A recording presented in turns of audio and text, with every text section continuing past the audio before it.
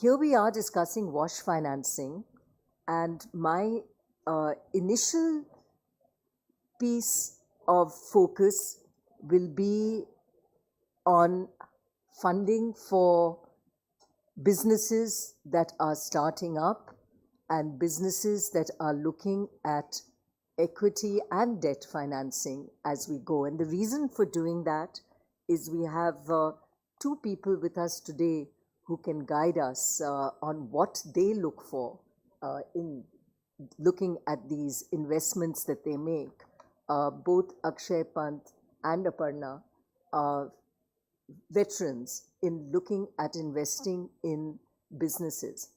And I think both would be very interested in looking at some of the businesses we were just discussing in plastic circularity and waste management. But of course, we also want to see that investment in the sanitation chain, FSM, and therein. So without much ado, and with us, of course, is our steering committee member and stalwart, Manoj Gulati from water.org.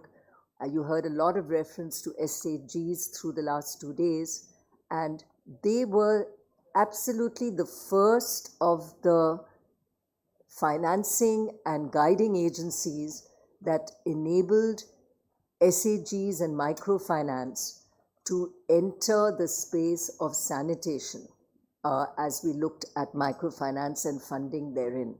That has been a very important partnership that we at the India Sanitation Coalition have had with water.org, and we will knit that into the discussion.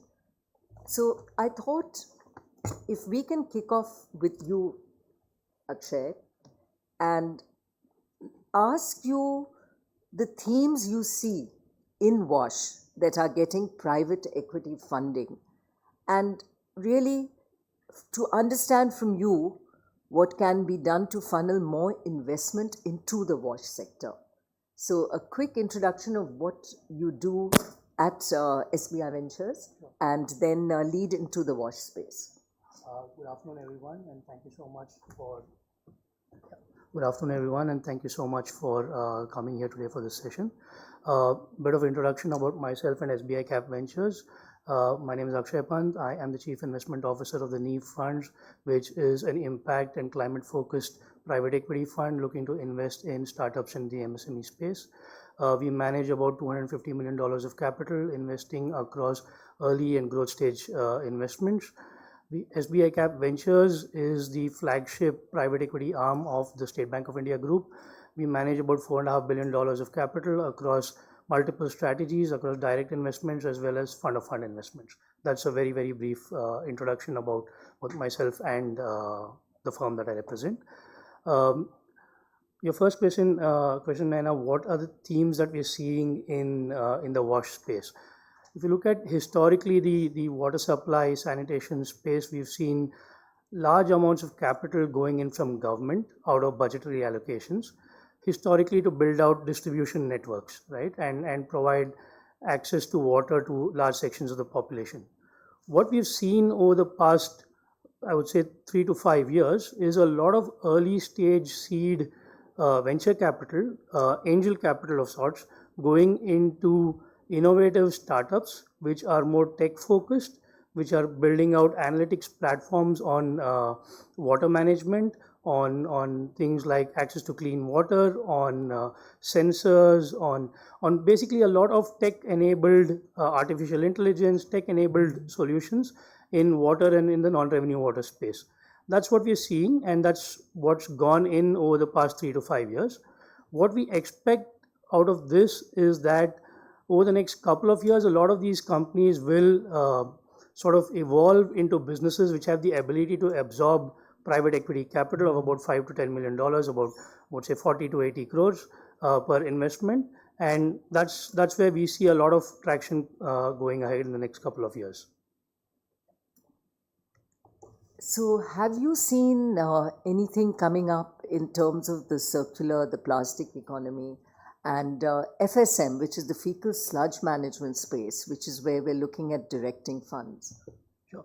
So at NEEV, we've actually invested quite a bit of capital in the circular economy space. We've invested in plastics, we've invested in the waste management space. We have an investment in a company called Blue Planet Environmental Services.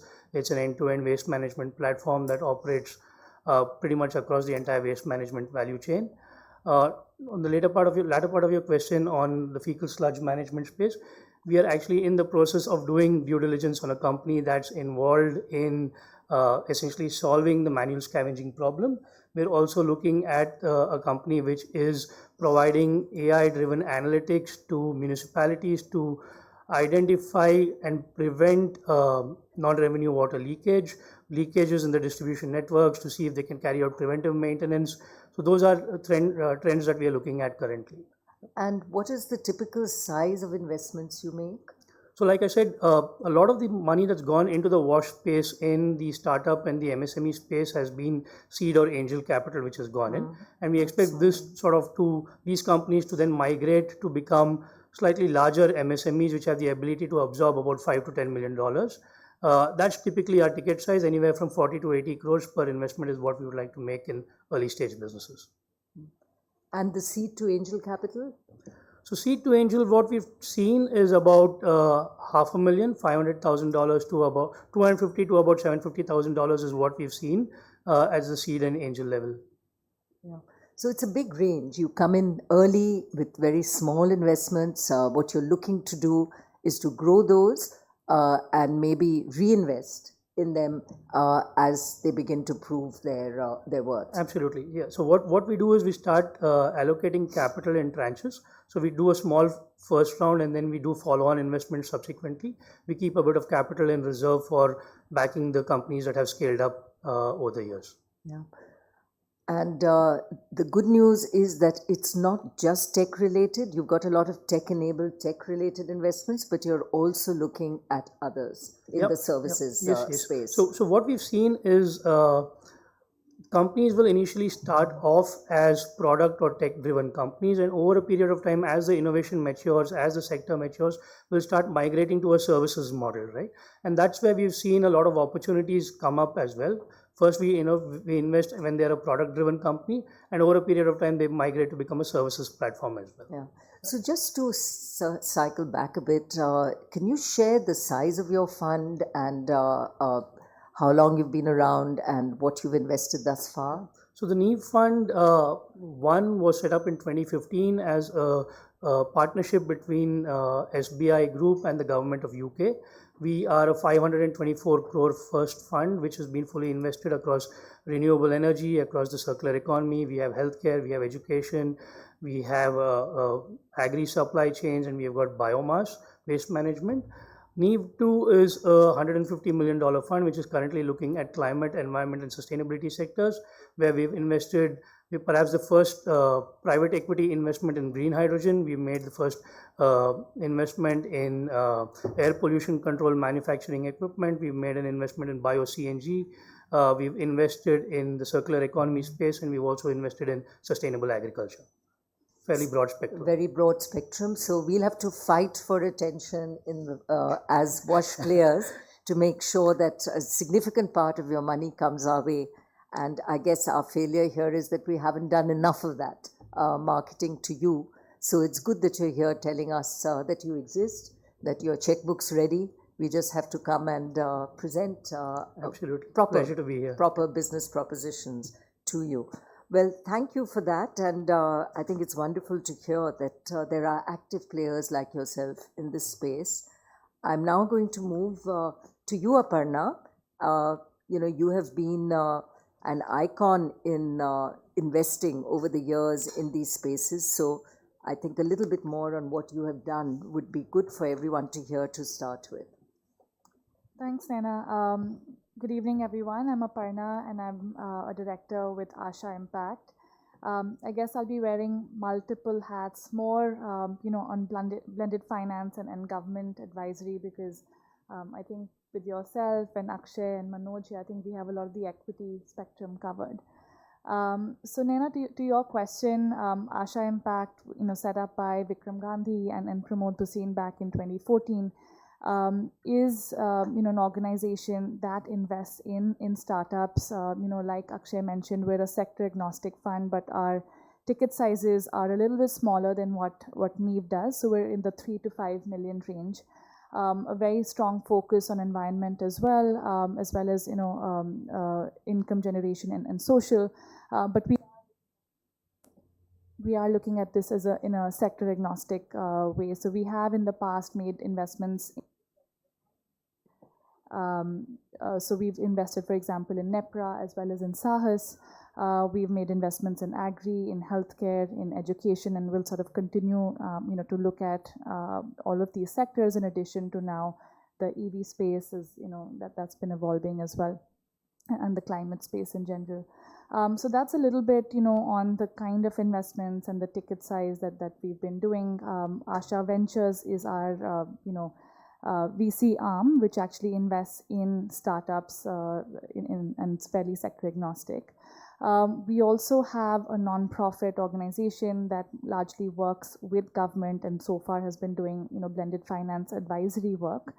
And these projects have, ranged from, for example, mapping why Indore has been, one of the cleanest cities in India, taking those lessons to different municipalities, working alongside some of the startups that were on the stage, prior to this panel as well. So we've been doing a little bit of that to make sure that the right kind of knowledge is being disseminated to the right partners who have the decision-making ability. We also, have blended finance advisory as one of our verticals. In fact, as we speak, where we've just set up an entire company in partnership with the Dell Foundation to just focus on blended finance in India, because we see this space as a huge catalyst as India looks to meet its ever-growing financing need on SDGs and climate. So we see, especially sectors like WASH would lend themselves really well to this space. So those are, 3 things that we've been doing, and hopefully we'll have a chance to work with you and Natasha as well as we've been discussing, and happy to go into more details of those later. Yeah. Well, now's the time to talk about how we are going to work together and also for everyone to understand this blended finance model. Sure. So maybe let me, begin. Not sure how many of you really understand what blended finance is. So maybe just a quick 101 or a primer. As the name suggests, blended finance is nothing but blending 2 forms of capital, whether that's coming, from commercial or from concessional sources. That could be public funds, that could be, coming from the private sector, funds such as NEEV, or it could be coming in from the concessional capital, could be coming in from foundations, domestic or international. So it's really bringing these 2 together, and the reason why we're really, quite bullish on blended finance in India and feel that the market is at an inflection point today is we've seen it growing. I mean, just last year, India did about $1 billion in blended finance across sectors. And the reason is, I think now investors as well as the government are really acknowledging the fact that just government alone or just, foundations alone will not really be able to solve our growing social and environmental challenges. These are sticky problems, and this really needs the different stakeholders to come together. We do need to activate the private market, make investments more viable for them, and that's the role that catalytic or concessional capital can really play in providing that little bit of risk cushioning that private sector requires to look at investments in this space. So with that in mind, so Asha Impact and I guess the new entity, the Blended Finance Company, we've been talking to you, Naina, as well as Natasha, to really conceptualize, how do we catalyze the WASH financing space in India. We've, heard a lot today. Financing is not really coming in the quantum that it should be. And we really, I think the way we're conceptualizing it is really an end-to-end spectrum wherein we have a catalytic pool of capital which can either be used to accelerate tech-based or tech-enabled startups. As Akshay was saying, they're seeing the seed space really pick up, in the WASH, FSM, and circular space. So really use some of that catalytic capital to accelerate startups in this space so that they can become viable investment opportunities for venture capital funds and down the line private equity players as well. For those that are really early stage and are innovating, also use this catalytic pool of capital as awards, as innovation grants, something that ISC has already been doing. And then a third would be really to see how do we use debt effectively, and that's where I think the whole blended finance facility that we've been talking about would come into play, to say, is there a sufficient pipeline that exists today that can actually absorb the blended capital? And we feel that there is. In fact, I was, talking to folks from water.org, and Manoj, we've talked about this as well in the past. I think you've also been doing and pioneering some of these transactions, as Naina mentioned. So, I guess in a summary, the way we're trying to bring it all together is establish a collaborative for WASH, which will really sort of push the financing in the sector, give it the right impetus that it really deserves. So I think the terminology you use is really what we are looking to, a collaborative in WASH financing, where we can bring these bits and pieces together in a meaningful way. And equally on the other side, to guide those that are seeking finance, and that will be my next round of questions after we're done with Manoj, is what should they be looking to ensure that you can look at them as investment propositions. What scares you about the sector, what you like, and what you've seen therein. So Manoj, over to you as the architect of a lot of good stuff that happened in WASH financing.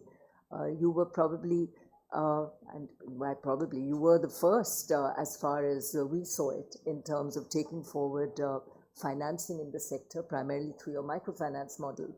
And I know you have guided a lot of the discussions in blended finance and related areas. So over to you in terms of where you see WASH financing in its journey and what you'd like to see going forward. Thank you, Naina. The previous session had there were some very nice catches, phrases that went through. One of them was closing the loop, and another was from informal to formal. And I think the word from informal to formal applies very much to the financial sector too. If you go back, most of the people in the rural sector would take micro loans. I'm not talking microfinancing, just the idea of a small loan happening from whom? From the money lenders at exorbitant prices, at the interest rates going 80-90% at times. The RBI through the microfinance industry has been able to tame that problem largely, but it's still not solved. The latest RBI Financial Inclusion Index, Naina, still says 60.1% inclusion. That means 40% of our India is still living outside. The women are still getting and the men are still getting high interest rates. They still don't know what is financial inclusion. So there's a lot to be done over there. Water and sanitation has been this journey. If you look at it again, if you look at it from an informal to formal, what is formal? It's where the people have the access to funds when they need it. The household can take a loan if their toilet has got broken. They don't need to wait for the government to come. They have the opportunity to do it on their own. If they want to upgrade their facility, just like all of us want to improve our facilities, they have that opportunity. From informal to formal means that the sector around it, as 11 crore toilets were made under SBM, who's going to support these toilets? SBM 2 came in. Who's going to come after the sunset of this round? It's the commercial sector. It's the capital market that it needs to step into that place. That's where the MSMEs also are getting established. Today, there are 200,000 MSMEs in India. 16%, only 16%, this is for both for Akshay and for Parna, only 16% are formally linked to a financial solution. That means there's a lot to be done into it. And finally, if I look at it in, from a financial inclusion point of view, and if I'm looking at a capital mobilization point, there's the entire infrastructure the large ticket projects that need to be done, the EPC projects that need to be built into, because those are also have a gap. The total gap that when I've seen in this journey map is roughly around only 3% of the climate funds that go through actually come into SDG 6. So, Naina, your point, very true. We have not done a very good job in expressing our position. Let me take a step back into what have we been able to achieve in this journey map. I think that's important because the sector is now, the financial sector is now ready to take a leap forward. Over the last 20 years that water.org has been, near 20 years, we started this journey in 2004. We've been working initially with the NBFCs, trying to explain to them that, hey, by giving a micro loan, you actually are enabling the woman of the house to empower herself to take this, make a solution. You know, if you can take an income generating loan, if you can take an education loan and housing loan, why not a water and sanitation loan? It's a very simple fundamental right that we should have.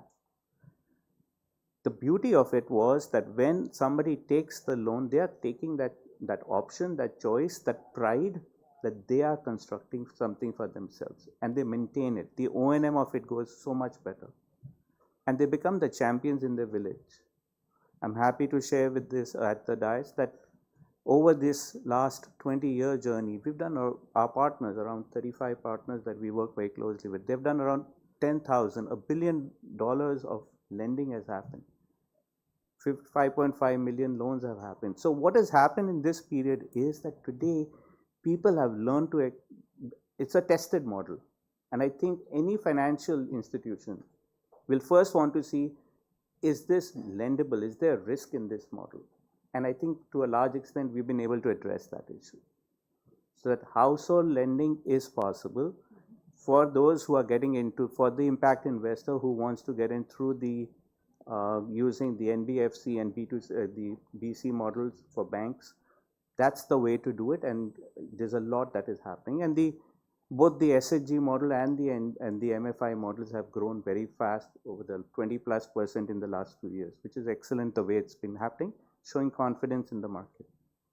I think today what is happening is that we will have to start looking at these solutions, and what water.org has now pivoted itself completely is looking at the debt and equity for MSMEs. How can we actually invest into them? Both and provide the technical assistance. So we have a sister organization called Water Equity, which is already invested around $200 million. We are expected to double that number in the next 3 years. But more than that, I think water.org's role is to help and come in, and whether it's Asha Impact or it is other investors, and I think I have got at least a list of 10 investors who are firms that are saying, we want to come into this sector. We want to be the transaction makers for them. There's a very common saying, there's an ease of doing business and there's an ease of finance. And when those two things are solved, anybody wants to enter the sector. We want to take the second part. Back to you, Naina, with that. Very useful, Manoj, as ever.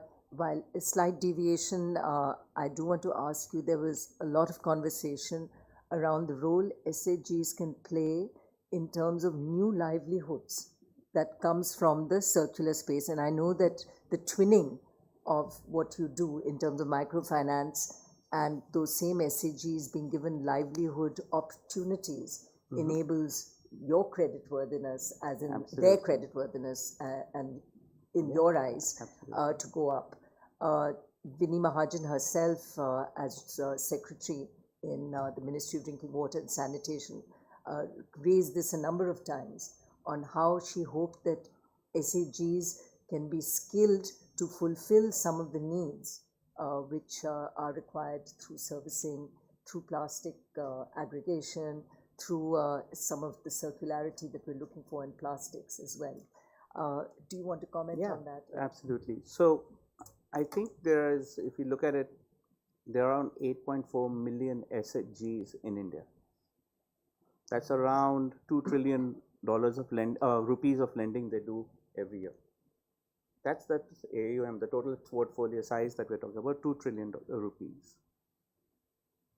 Most of the SHGs, and while SHG is, there's a number of SHGs, I don't have the exact percentage, but I'm pretty sure it's close to 60%, are mature SHGs that are today have gone through 3-4 cycles of, borrowing and lending and showing that they are strong and they have the ability to pay back, and the will. Those are the most important aspects to it. These SHGs are today the conduits for social, what I would call as nano enterprises, social enterprises, community enterprise, whatever you want to term it. Effectively, they make a very strong position. We started a program which is using nano enterprises, the SHG woman, making her, Maharashtra and most of the India has got what are known as uh, the community water purification plants. Most of them die out in 2 years' time. The problem was that these were government projects.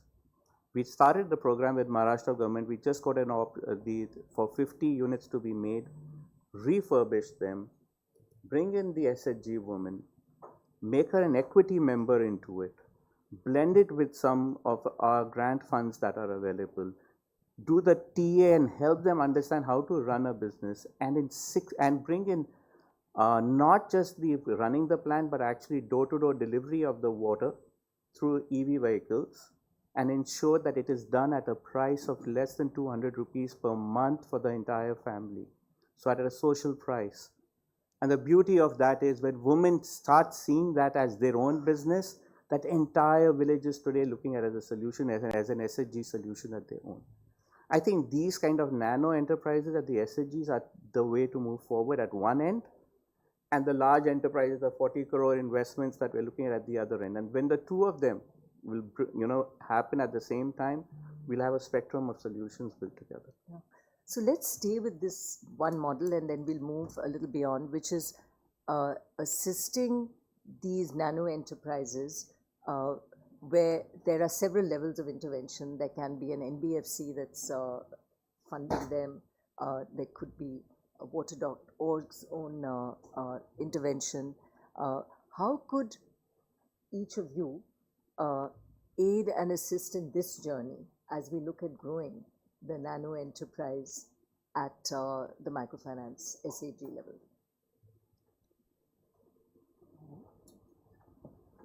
Naina, maybe I'll answer this with an example because it's top of mind. I was just in Aurangabad yesterday doing a field visit. I mean, not related to water, but I can definitely see how we use some of that, and I think this kind of builds well on what Manoj was talking about as well. We were visiting a company called S4S. They do a lot of work with women nano entrepreneurs or village level entrepreneurs, as they call them, where essentially they supply them with solar dehydrators. They buy produce from the farmers in the village. They actually assist through technical assistance. They have a Mumba Tai is what they call them. They assist them to become procurement agents at the farm level. So they procure the produce from the farmers, give this as raw material to the village level entrepreneurs, who then use these solar dehydrators to dry this, and I'm talking about potato, onions, tomato, right? Buy this back from the village level entrepreneurs, which essentially becomes income for these micro entrepreneurs or nano entrepreneurs. And then this is further marketed to the likes of ITC, Nestle, Marico, etc.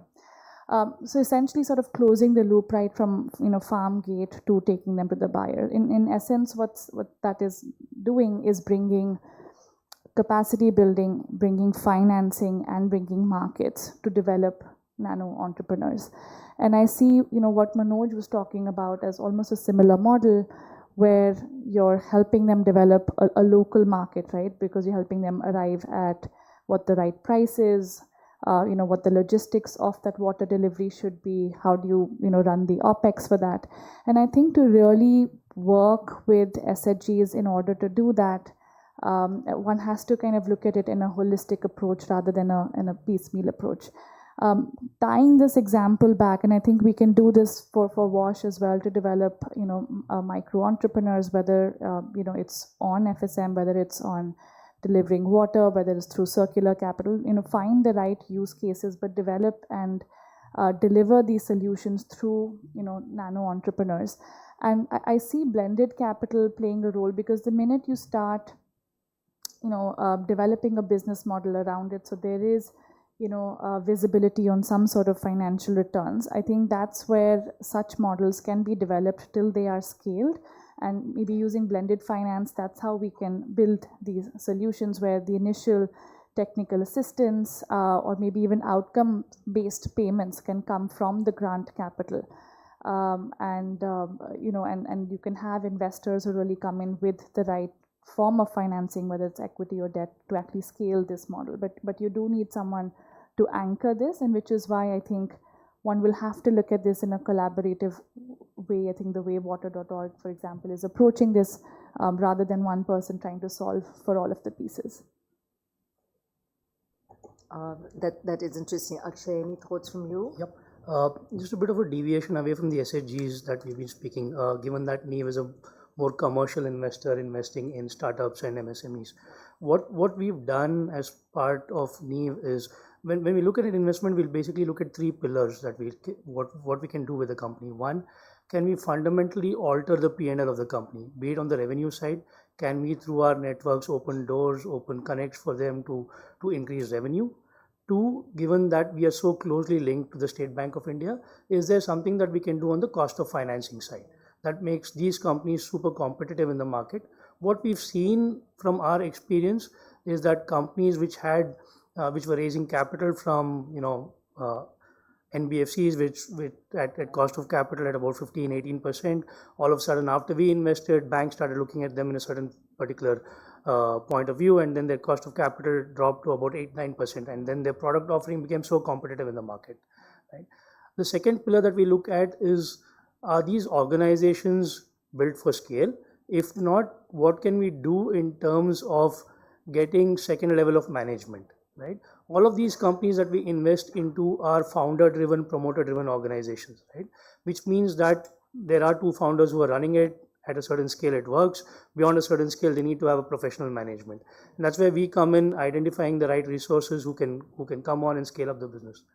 The third piece, and something which I believe stands out in NEEV as opposed to the rest of the market, again, given the fact that we are part of the State Bank of India group and we have institutional investors, is our ability to knock on the doors of policymakers and regulators and provide and present to them a framework which not just works for a particular portfolio company of ours, but for the ecosystem at large. And given we wear the SBI hat as well at times, the regulator or the market maker looks at us as an honest broker, right? And therefore, policy level interventions is something that we take a lot of pride in. We've worked across with different regulators. We worked with the Food Corporation of India on modern grain silos. We worked with the MNRE on the solar open access space. We worked with MNRE on biomass as an energy source. We work with multiple regulatory bodies on policy, and that's something that is required for businesses in the nascent space as WASH is. So just to reverse that question a bit to you, so what would you ideally like to see from someone who's coming to you in the WASH space to entice you to invest? So ideally, unit level economics that stack up, that present a sustainable business model, right? Not something that is reliant on subsidized capital, but something that can stand on its own legs. We also look at the track record of the team that's been put together. We do realize that in an early stage or a startup environment, it's essentially the founders, and therefore it's backing the founders. But how receptive are the founders to governance processes, systems that come along with capital? Founders need to realize that private equity is not just capital; it's also a frame of mind. It's also essentially overlaying a business with a lot of governance mechanisms, a lot of systems, a lot of processes, reporting requirements change, everything changes. So the DNA of the organization changes from a founder-driven organization to a more institutional organization. That's something that we look at in a founder. Yeah. So I think those answers were fairly obvious. The business has to stand up and stand alone, and the founders have to be, or those running the business have to be credible. So I think that would be a natural space from us. One of our challenges in the business, particularly in the FSM space, has been that the customer is typically a ULB. it's a municipality, it could be a state government agency. How do you view the credibility of receivables from such institutions? Does it scare you, or does it give you comfort? Again, that's a differentiating factor of the NEEV fund. So we've taken exposure in sectors where the customer is predominantly government, be it the central government, the state government, or municipalities. Obviously, creditworthiness varies across these across different levels of government. But as NEEV, we've actually gone head on into taking investments or taking positions in companies which have a very large government customer base. We obviously price in working capital requirements. We obviously understand that the receivable cycle will be typically longer than what it is in a commercial and industrial customer base. But from our perspective, we're one of the few funds which actually goes and invests in government focused businesses. Yeah, that is music to our ears. I would have believed that was likely even in the renewable space. That is indeed your customer ultimately. And I think we do have a lot of urban local bodies which are indeed quite profitable, maybe more so than some of the power distribution companies you're probably exposed to. So I do hope that we can come to you with these possibilities as well. And to you, Aparna, anything that you would add to the two fairly obvious ones of standalone businesses and good founder track record? I think, Neena, that broadly, I think covers it. I think, when we're also looking at companies, I think what Akshay mentioned, it is the business model that one would, evaluate to see, is it able to, really sort of meet the test of unit economics. I think maybe something different, maybe I'll present a different view than what Akshay said, because he's in a unique position of, being sort of almost like a sovereign fund. But as Asha, we have, private capital, and while we are an impact investor, I think for us, some of these bets have been risky. So we have invested in the circular economy space, as I mentioned, but on the FSM side, I guess we've been a little bit more cautious because of the revenue coming largely from government clients and the implication that it has in terms of the delayed receivable cycles, lumpy contracts. So I think that's something that I don't want to paint too rosy a picture. I think this is a challenge of the FSM space. But having said that, I do believe there are business models that are emerging that are able to not break away from that, but are solving for that as well, and doing that innovatively, and also then coming back to the point I was making earlier, to see if blended finance or some of the instruments such as guarantees can specifically address these risks. I think then that provides a lot more comfort to investors as well. And Akshay, any thoughts from you, and I'll come to Manoj, on how blended finance can help the more cautious Aparnas to come into the sector? No, absolutely. I think what Aparna said is very, very relevant on blended finance. We're actually seeing a lot of activity in the blended finance space where risk capital, concessional capital is actually coming in as a catalyst for other global capital to follow in. Completely aligned with what Aparna said. Actually, nothing more to add on that. And are you a provider of that blended finance? Not at this point in time, but we are working towards a few initiatives on blended finance as well. So maybe we can talk together on some of what Sure. we are proposing there as well. Manoj, your thoughts? You were one of the first events I remember that I attended on blended finance, and I'd say almost 4 or 5 years ago. So you were leading the charge. How do you see this journey? A long journey. Well, blended financing is great, but one of the key elements that whether it's Royston or us or Parna, you'll find is the Indian, like the philanthropy component is hard to get. The laws don't give us the flexibility for it to come in and play their part. So where are we going to get that part of the equation? Who's going to take either the impact or the risk? Who's taking that side of it? That's one aspect that really, from a blended finance, is a showstopper. And I'm hoping, Naina, with our what we can help you can lead the show, and you can actually help in breaking that path of CSR funds should be allowed for impact investment and for risk guarantees. That's the real role of philanthropy, and that's not happening. And I'm hoping that with the likes of some of the partners Aparna has, that we can see some of that Yeah. risk capital coming in.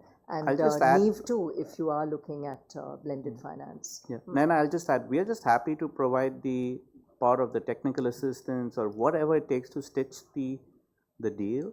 That's where I think we play a good role into it. We play a good role in bringing you those who's in the market. We are aware of the market. It's the ease of doing business, and that's what will make it, like you said, in a collaborative environment where each one of us plays a little part of it can actually solve the problem and show there's a way to it. Yeah. Mera, if I can just add, sure. I think while we've been talking about blended financing, we definitely are bullish on that, like I mentioned. I think there is also under that those small sliver of blended finance is outcomes-based payments. I think so that's an area where CSR has already started participating. We've seen that in the spaces of education, healthcare, now skilling. And we're hopeful, if we can, bring that to WASH and I think really sort of use finance as a tool to solve some of these problems that we're talking about. So if it's a subscale, MSME that we're talking about, which is already in operating in the formal space, for example, but is not able to, provide their services or their products to their customers, can we use outcome-based financing to actually incentivize them to serve a particular target population, so that we're avoiding mission drift as well, helping them scale up. And that's where I think we can potentially bring in the domestic philanthropy, outcome-based financing. There is, I think, evolving funders, I would say. So there is some hope in this promise. Yeah, I do have good. the FSTP topic you picked up, and I think that's very pertinent. I think a lot of our projects, both MSME and this is the way we do not have access to easy debt, which then whenever we bring in the infusion of equity, it gets diluted as debt, as working capital. This trap that most early startup organizations have, really is one of the stumbling blocks. And so we've got to build both the sides of the funnel very quickly and very effectively, otherwise it will get lost in the process. So I think time to wrap up here. I can only say I see hope in the air, that there are some great minds at work that are encouraging in the WASH space, that there is an opportunity to look at the whole range from seed funding up to scaling up the MSME into a regular business. And we are actively working in that for-profit model. We are not looking at this as a social service alone. It has to be something that stands up, that meets your tough minds and asks as well. And yes, we need to look at both the equity and debt side of the balance sheet. We've got just 5 minutes for questions. So yeah, Natasha, sure, and there are a couple more. So we'll take the questions together and then we'll get the panel to respond. Yeah, sure. So I'm just going to ask two questions of Mr. Pant. SBI CAPS, for me at least, represents the banking sector, financial services sector, right? And I have two questions for you, and these are very related to ground realities that we're facing today in the WASH sector. Okay, so I'll give you two examples and tell me whether it is possible to do these or not. The first is financing of SMEs or MSMEs as we call them. So, in the earlier session, we spoke about collection and transportation. Now, we want to create MSMEs of sanitation workers who will actually come together, enhance their skills, and create independent organizations, so to speak, right, MSMEs, so that they can actually run these independently and sustainably in the future. How do we get financing for them? That's my first question. My second question is FSTPs. If you look at the impact financing scenario, a lot of the transactions around FSTPs have not been successful, primarily because in the WASH sector, you need a fairly large moratorium period for repay, right? That's the way WASH is structured. However, if you look at the conventional models of financing, they don't really answer to this particular sector.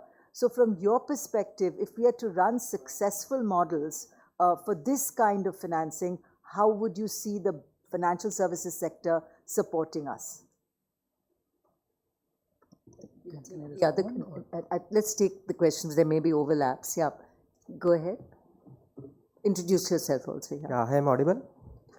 Yeah, hi all. I'm Ashish. I work with Water.org and I take care of MSME partnerships. So I have a couple of questions, one for Akshay and one for Aparna. For Akshay, the question is again like MSME, we understand the problem as of now is currently their top line. So their solutions are now in the market. Acceptability is there, but their top line will come over the years. So typically we talk to a lot of investors and their typical filtration criteria around 1.5 million kind of a top line. So what kind of filtration or a selection criteria you look at from SBI Cap? And the other thing, the question for Aparna is like we also have a good pipeline of MSMEs who are actually venturing and understanding the blended financing scope, and they have a project ranging from 1 CR to around 10 CR. So would that kind of ticket size would suffice your requirement? Thanks. There was another hand up. Oh, yeah, go ahead. My question specifically Introduce yourself. Hi, I'm Hussain. I work with ISC. Precisely, so when we do this blended finance piece, right, how do we balance the interest of different stakeholders? So that is a specific question. And one to Akshay. What does the technology how does the technology play a role in your investment decisions, right, when you specifically do investment in this wash sectors? Okay. So who wants to go first? So, taking Natasha's questions first, a lot of it is to do with education, right? It's not easy. You will have to work with banks, you will have to work with financial institutions, you will have to do the grind day in and day out to educate them about the business model, to educate them. I'm talking about the second question that you had, right? Like all infrastructure projects, you need long moratoriums, right? For example, to give you an example, the road sector. When the road sector started off, it was exactly the same space that wash is right now, right? You needed long moratorium periods. The construction period was a 3-year period. You would start seeing revenues after the 4th or the 5th year. You would need a sculpting of cash flows for it to get repaid over a period of time. I think the easiest way to do it is to sort of do a comparable of the wash sector to an earlier sector and to show an evolution map of how the road sector or the power sector has happened, and then go to the banking and financial institutions and say that, look, this is exactly what's happening in the wash space. So put some risk capital, you will see the results. I think it's a lot of education that you will have to do. It's not going to happen overnight. We do that as equity providers. We go back to the bank, we go back to State Bank of India, try and create products on a day in and day out basis for our portfolio companies. It succeeds sometimes, it doesn't succeed most of the times. But we don't give up. We just keep doing it. We keep hitting our head on the wall till it cracks. So that's the only way it'll go. Yeah. To answer your question on what's the minimum revenue size sort of that we see, we are a growth equity provider. So typically we want to see cash flows. We want to see revenues being generated in the business. Typically our threshold is about, like you rightly said, about $1 million, $1.5 million. Though we've taken slightly earlier bets as well, we like to see contractual visibility of cash flows. That from our DNA, that's something that's our mandate, and that's what we like to look at. So if you could repeat the last question from your side, please. I missed that. Yeah. What does the role technology plays in the investment decision? So all our investments, we need to have some moat around it, right? So the ability to insulate yourself to market vagaries, to competition, that's something that we look at from all our investments. That again ties into the unit economics of the business model per se, right? So for us in the wash space technology, we have, like I mentioned earlier in the discussion, we're actually looking at an AI-driven business in the wash space. They have a set of patents that they have filed, and therefore technology and the intellectual property around the technology becomes very, very critical for us in our evaluation metrics.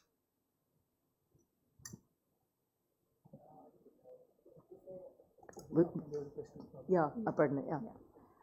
So Ashish, maybe I'll take your question first. I think it's kind of closely related to what Akshay mentioned as well. So I think you mentioned a project size of 1 to 10 CR. Yeah. I think when we are sort of evaluating a company, I think we won't probably look at something that's small in isolation, but rather so that the effort around structuring, if there is like a structure that's being put together, it's being designed, you're going out to capital providers like Akshay, and then you're trying to raise grant capital, as Manoj said, it's already very tough.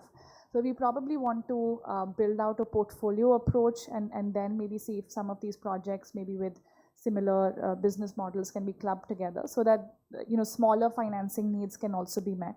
I think that's probably one approach that we would take if we are talking about smaller size projects.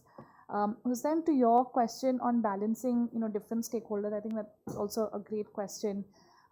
Blended finance, I would say, really works around three levers, right? Impact, of course, is implied, because you're trying to mobilize more capital, especially from the private sector, towards meeting certain impact criteria. But the other two criteria are leverage and financial returns, right? So maybe let me take a couple of seconds to address what that is. Leverage, because you really want to see meaningful leverage on the catalytic capital. So if I am raising, say, $1 of foundation money or grant capital, am I actually being able to bring in the likes of a NEEV who are have a commercial orientation to at least bring in 4x, 5x that to justify the effort, because your grant capital is limited. So leverage becomes an important issue as well. And hence, going back to the point that these need to be sort of sustainable models. We don't want to do something for a period of 2 to 3 years and then realize that there's no way to scale it, there's no sustainability to that. And the third is financial returns. I think that often kind of gets lost in the discussion, but I think to be able to bring private capital providers to the table, it's important for us to show them that they're actually making market returns, or at least on a risk-adjusted basis, they're making returns. And likewise, because there is catalytic capital or concessional capital that's coming in, they want to make sure that their capital is creating the requisite impact as well. So as long as you can design a project that is providing financial returns, your commercial investors are happy, and impact is also important, and hence your catalytic providers will also be happy. So I think we should end now. Any last comments from you, Manoj? No, you're fine. Yeah, so here we are at the end of an encouraging session. I hope we can come back to you next year with some ideas, and indeed projects financed with our new partnerships in the finance space. So thank you, everyone. I see that the next bunch of panelists are here, so we'll turn it over to you without much ado. Thank you. Thank you, Naina ma'am.